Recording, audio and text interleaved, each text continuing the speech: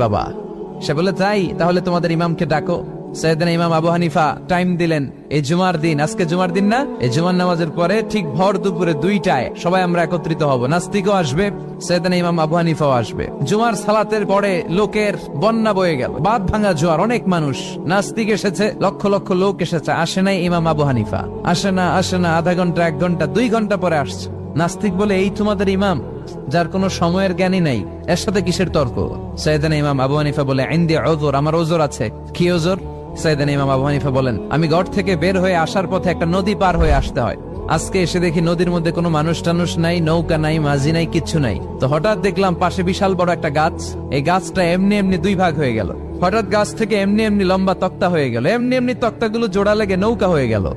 আর নৌকা আমার সামনে আসলো, মাঝি ছাড়া, লগি বৈঠা ছাড়া। আমি নৌকায় যেয়ে বসলাম, নৌকাটা আমার নিয়ে টান দিয়ে সাঁ করে ওপারে নিয়ে গেল। তো এই